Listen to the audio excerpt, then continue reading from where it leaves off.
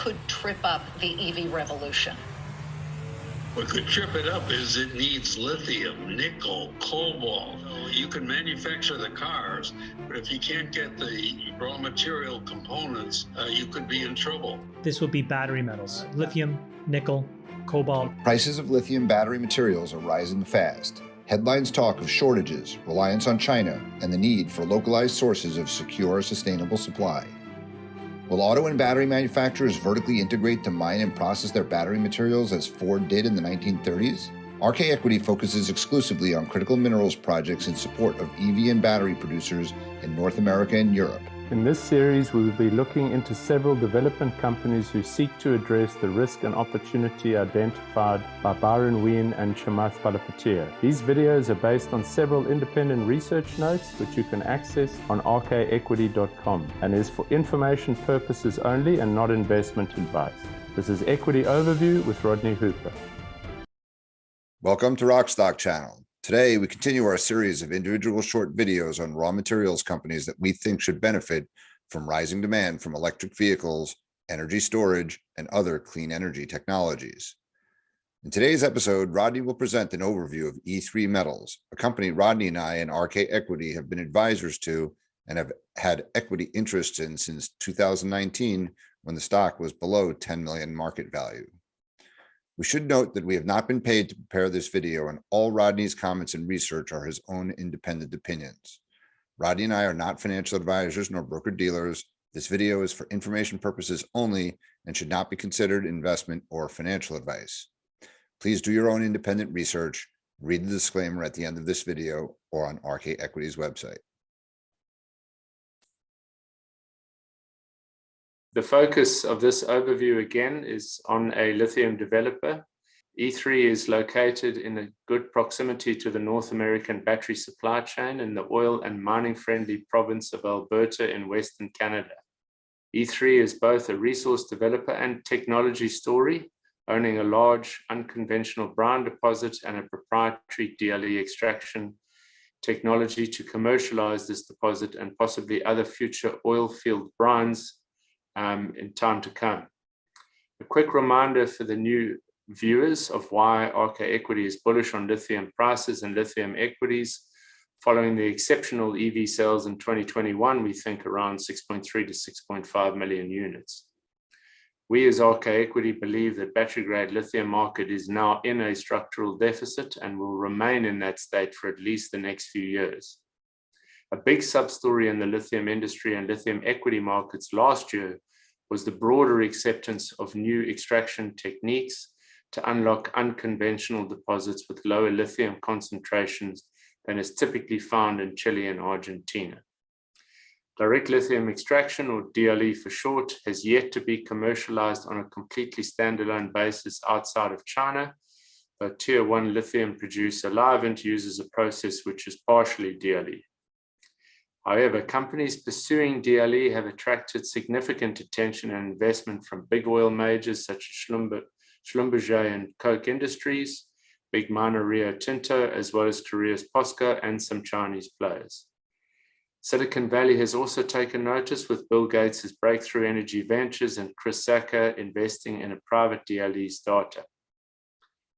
Brand name auto OEMs such as GM, Volkswagen, Stellantis, Renault, BMW, and LG Chem are among others who have signed offtake agreement and in some cases made small venture capital-like investments.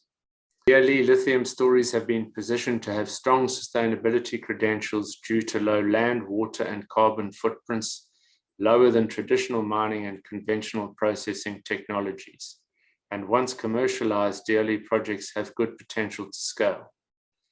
E3 Metals will be utilizing its proprietary DLE technology to extract lithium from the renowned Leduc Reservoir in Alberta, a source of much oil production since it was discovered in 1947, but now largely depleted. 3 of the 9 lithium unicorns on RK Equity's lithium scoreboard are DLE stories. Standard Lithium, which attracted Koch Industries, Vulcan Energy Resources, which signed offtakes with Volkswagen and LG Chem, among others, and Lake Resources, which is partnered with Breakthrough Energy Venture-backed Lilac. So who is E3 Metals? E3 owns 100% of its Clearwater lithium project in Alberta. It is listed on the Toronto Venture Exchange under ticker symbol ETMC.V and trades on the OTCQX in the US under the ticker EEMMF. E3 Metals has a market cap of about $120 million US, which placed it at number 36 on RK Equity's scoreboard and an 80% discount to the peer DLE stories I just mentioned. What are the key features of E3? E3's Leduc reservoir is 7 million, the resource is 7 million tons, making it the 7th largest globally. There is potential to expand this resource further. The area has a well-established infrastructure previously used for the oil and gas industry that can be repurposed for alternative use.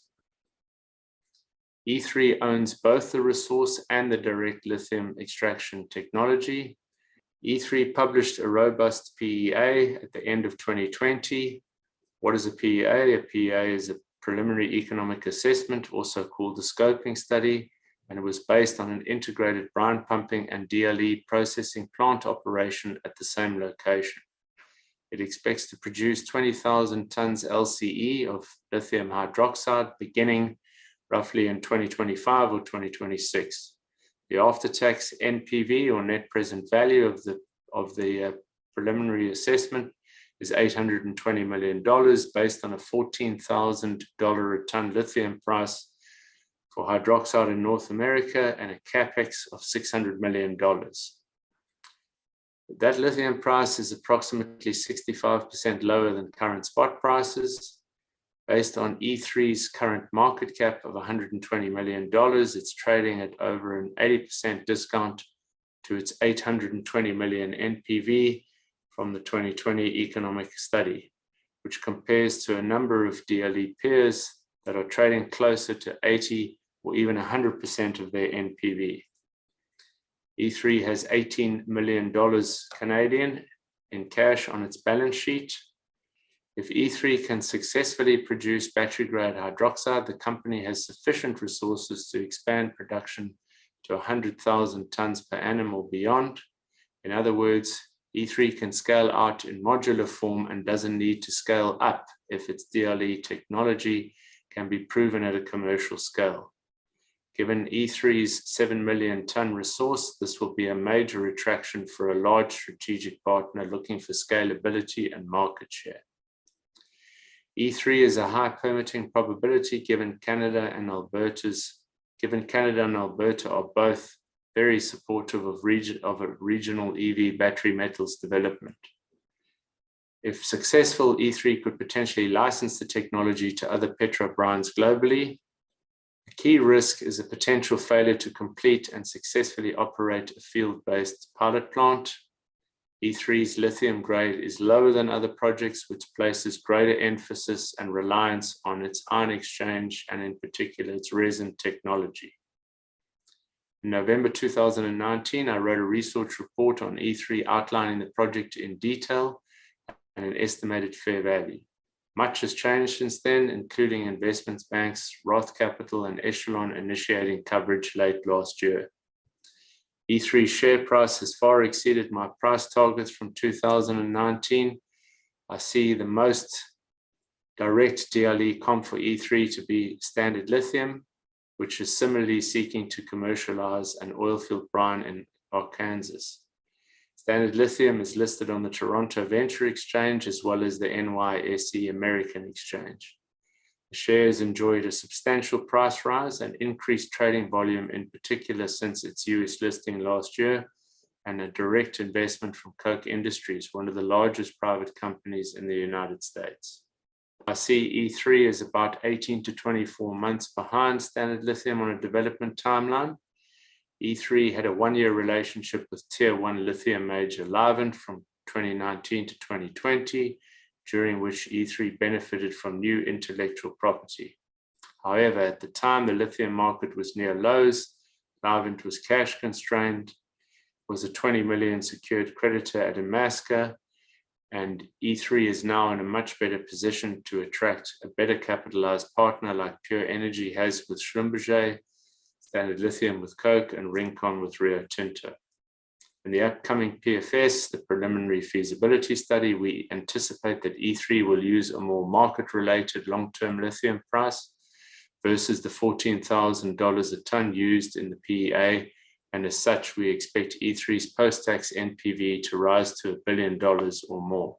Future milestones in 2022 and 2023 include complete the initial production of lithium products, outline the corporate ESG plan, complete the fields-based pilot plant, complete the pre-feasibility study, and upgrade the resource to measured and indicated. Thanks a lot for watching this video about E3 metals. Rodney and I plan to release management interviews with E3 and other critical minerals developers in the near future, so please make sure to click the subscribe button to receive notification for when they are released. And if you have any questions you'd like to ask E3, please make sure to put them in the comments and we can bring them up during future interviews.